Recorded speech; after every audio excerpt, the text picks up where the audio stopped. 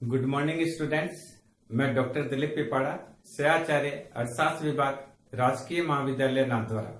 हमने अपने पिछले वीडियो में अपकिरण के विभिन्न मापों का विस्तार से अध्ययन किया था और उसमें मैंने आपको बताया था कि प्रमाप विचलन को अपकिरण का सर्वश्रेष्ठ माप कहा जाता है। प्रमाप विचलन को इसलिए सर्वश्रेष्ठ माप कहा जाता है क्योंकि ये अपकिरण के ये किसी श्रेणी के सभी पद मूल्यों पर आधारित होता है और समांतर माध्य के परिकलन के माध्यम से निकाला जाता है। दूसरी चीज, इसमें प्लस और माइनस चिन्हों का कोई भी प्रभाव नहीं पड़ता है। जैसा कि हमने मीन डेविएशन में देखा था, वहां प्लस और माइनस चिन्हों को हमको इग्नोर करना पड़ता है, उसके बाद मीन डेविएशन निकाला जाता है। तो ऐसी क्या कारण है कि अपकिरण के सर्वश्रेष्ठ मापों में प्रमाप विचलन को माना जाता है, इसके बारे में हम स्टडी करेंगे। तो आज हम स्टडी करेंगे कि प्रमाप विचलन के वह कौन से गुण हैं जिसकी वजह से इसे अपकिरण का सर्वश्रेष्ठ माप माना जाता है। तो सबसे पहले देखेंगे कि एक तो अगर कोई श्रेणी बड़ी हो, हमने समांतर माध्य की गणना करते समय भी देखा था कि अगर श्रेणी बड़ी हो तो उसको टुकड़ों में बांटकर उसके बाद में उसका सामूहिक समांतर माध्य निकाला जा सकता है। सिमिलरली प्रमाप विचलन में भी वही है।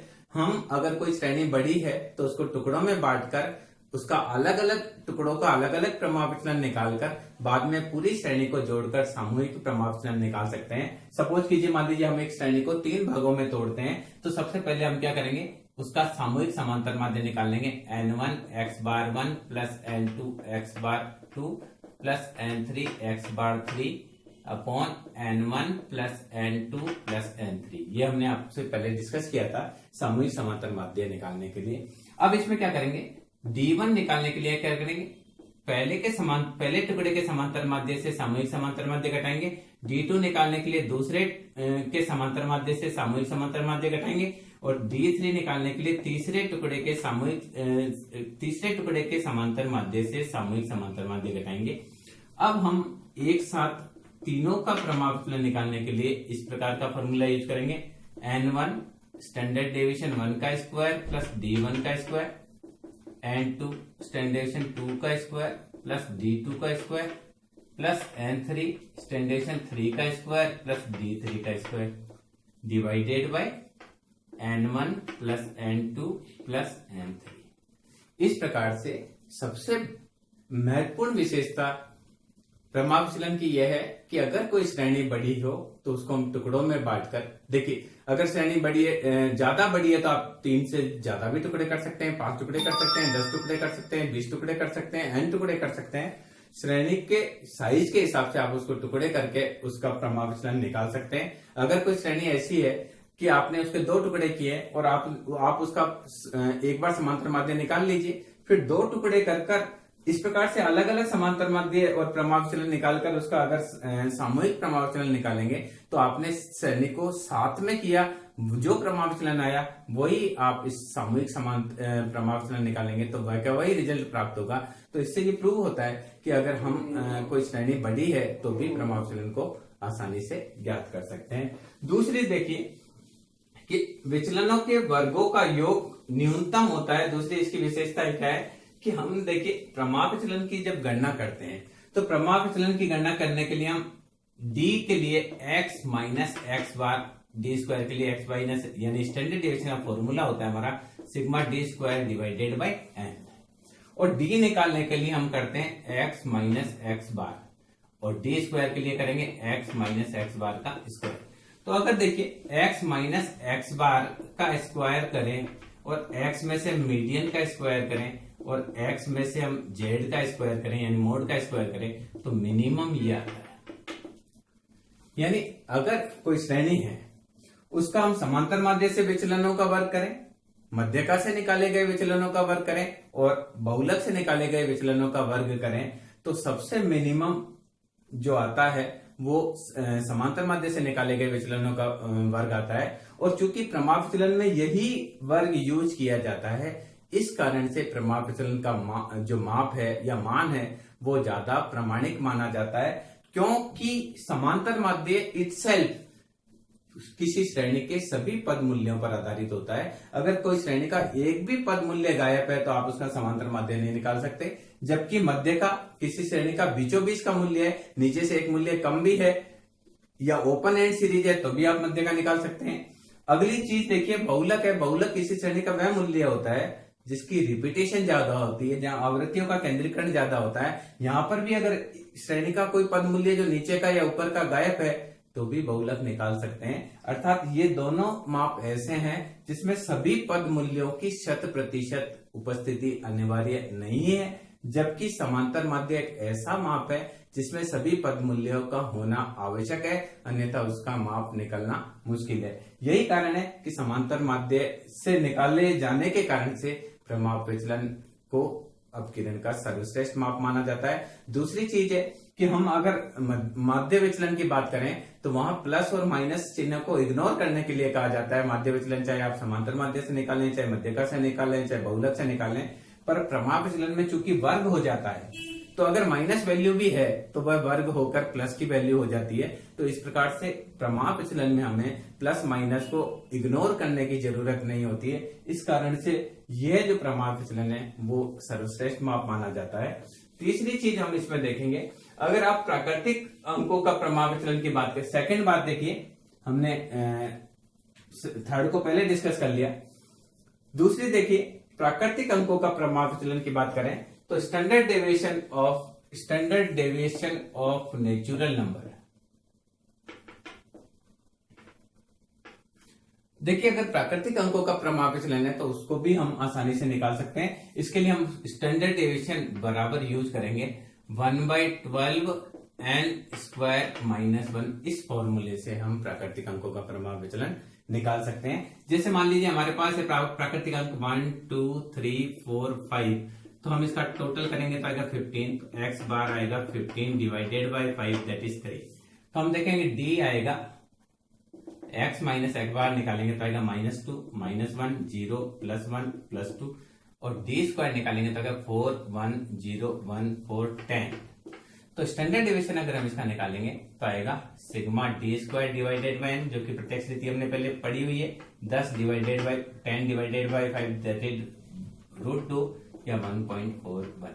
ये हमने सीधा जो हमारे पास मेथड है उसके माध्यम से प्राकृतिक अंकों का प्रमाप विचलन सीधे अंकों से हमने निकाला।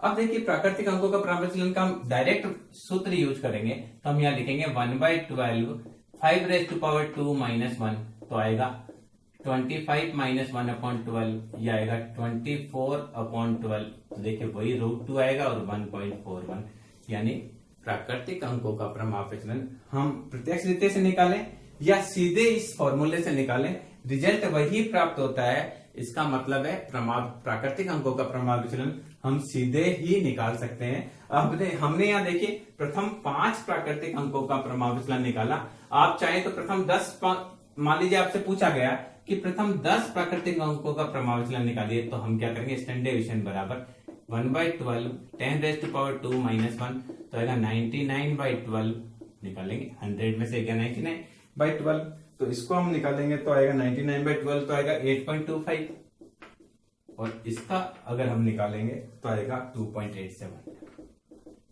इसी प्रकार से अगर आपसे पूछा जाए प्रथम 100 अंकों का, प्राकृतिक अंक का मतलब 1 से 100 तक, अगर आपसे प्रथम 5 प्राकृतिक अंक पूछे यानी 1 2 3 4 5, अगर फर्स्ट 10 पूछे है तो 1 2 3 4 5 अप टू 10।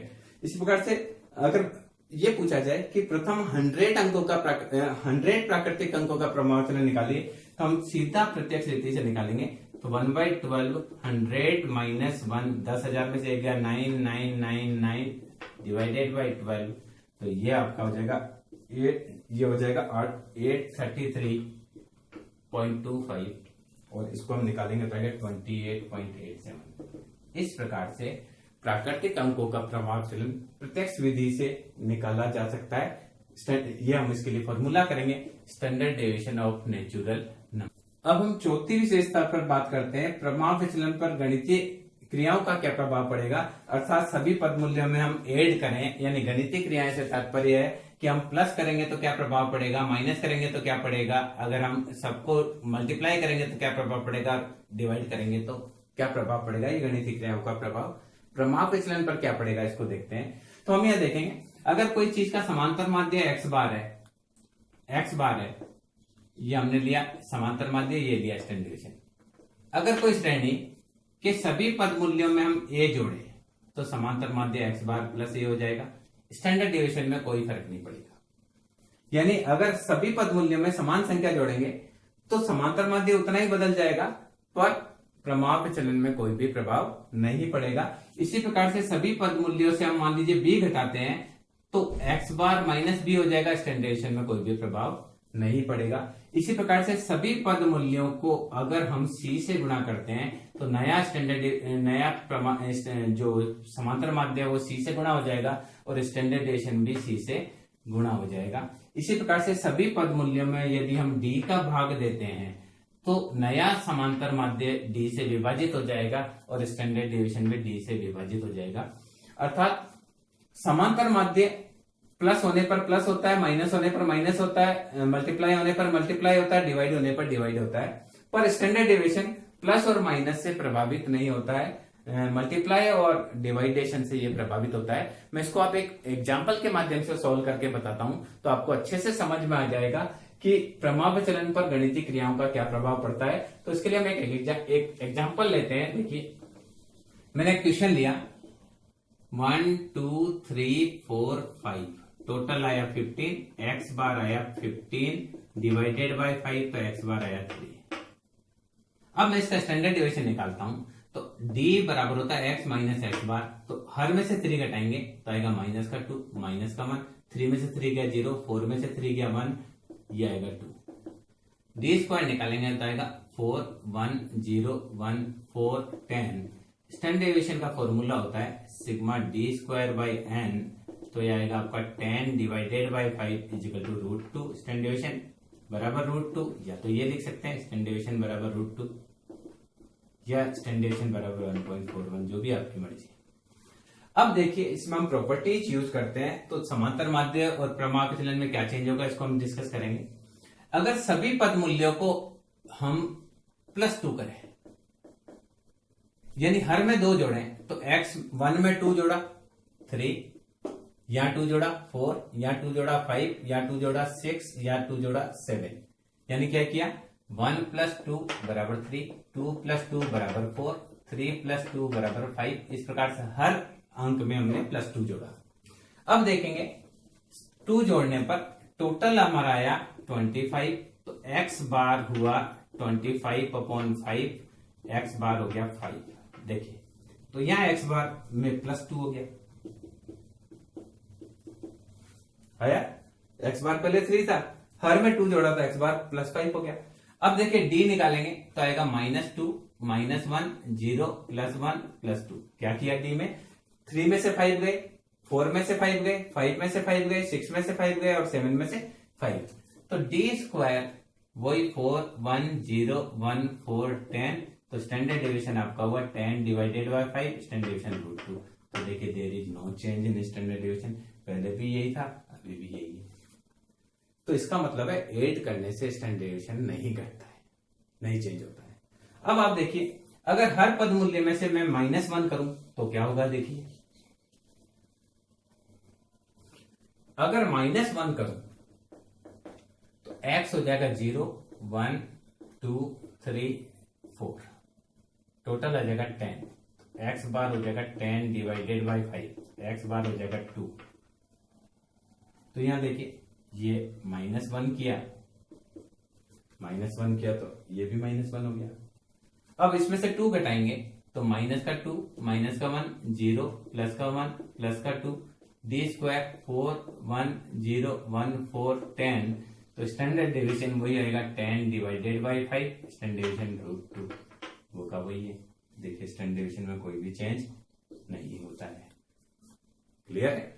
इसका मतलब है जोड़ने पर समांतर माध्य चेंज हो जाता है, घटाने पर हो जाता है, पर स्टैंडर्ड डेविएशन में दोनों में चेंज नहीं होता है। अब देखिए, इसी प्रकार से मल्टीप्लिकेशन की बात करें, अगर सब पद मूल्य को 5 से मल्टीप्लाई करें तो देखिए स्टैंडर्ड डेविएशन किस प्रकार से चेंज होता है और अर्थमेटिक मीन पर क्या प्रभाव पड़ता है। मल्टीप्लाई बाय 5, x बार इसको 5 से गुणा करेंगे 5, 2 5 जा 10, 3 5 जा 15, 4 5 जा 20, 5 5 जा 25, एडिशन करेंगे 75, x बार बराबर 75 बाय 5, x बार बराबर 15।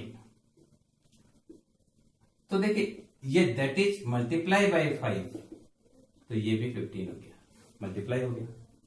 अब हर में से हम 15 घटाएंगे, 25 आएगा। तो हर में से अगर हम 25 घटाएंगे तो x बार d हमारा हो जाएगा हर में से 75 आया ना, 75 डिवाइडेड बाय 5, दैट इज 5 1 जा 5, 5 जा 25, वो सही था पहले से ही। हर में से हम 15 घटाएंगे तो आएगा माइनस का 10, माइनस का 5 0, प्लस का 5 प्लस का 10, तो d स्क्वायर हो गया 100, 25 0, 25 100, दैट इज 250।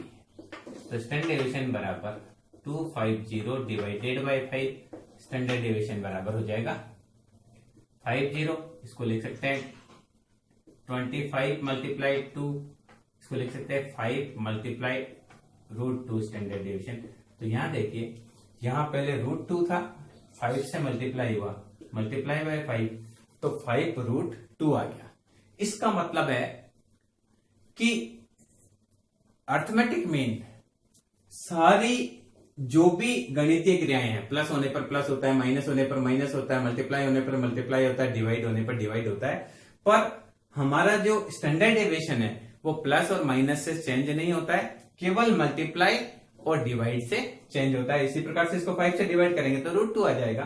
तो ये हमने एक और विशेषता इसकी देखी कि स्टैंडर्ड डेविएशन जो है वो गणितीय क्रियाओं का उस पर क्या क्या प्रभाव पड़ता है। इसी प्रकार से एक और देखेंगे, लास्ट आप देखिए, प्रसामान्य क्षेत्रफल के निर्धारण में भी प्रमाण विचलन का प्रयोग किया जाता है। मान लीजिए हमारा ये स्टैंडर्ड डेविएशन, ये हमारा प्रसामान्य वक्र है, दैट इज नॉर्मल डिस्ट्रीब्यूशन वक्र, इसके बीचों बीच में होता है x बार। अगर x बार से हम स्टैंडर्ड डेविएशन घटा दें और x बार में स्टैंडर्ड डेविएशन जोड़ दें तो लगभग 68.27% फ्रीक्वेंसी हमारी इस सीमा के बीच में आएगी प्रसामान्य बंटन में। इसी प्रकार से x बार से 2 स्टैंडर्ड डेविएशन घटा दें और x बार में स्टैंडर्ड डेविएशन का दुगुना जोड़ दें तो लगभग हमारी 94.45% फ्रीक्वेंसी इस सीमा के बीच में आएगी। जब हम नॉर्मल डिस्ट्रीब्यूशन पढ़ेंगे तो इसको और अच्छे से डिस्कस करेंगे। इसी प्रकार से x बार में 3 स्टैंडर्ड डेविएशन घटा दें और x बार में 3 स्टैंडर्ड डेविएशन जोड़ दें तो लगभग हमारी 99.73% फ्रीक्वेंसी इस सीमा के बीच में लाइज करेगी। ये नॉर्मल डिस्ट्रीब्यूशन का जो क्षेत्रफल निर्धारण है उसमें भी स्टैंडर्ड डेविएशन और अरिथमेटिक मीन का प्रयोग किया जाता है। तो ये हमने आज डिस्कस किया कि what is the algebraic properties of the standard deviation, प्रमाण विचलन की बीजगणितीय गुण क्या है, और यही जो गुण है उसकी वजह से स्टैंडर्ड डेविएशन को सबसे अधिक लोकप्रिय अपकिरण का माप माना जाता है। Thank you.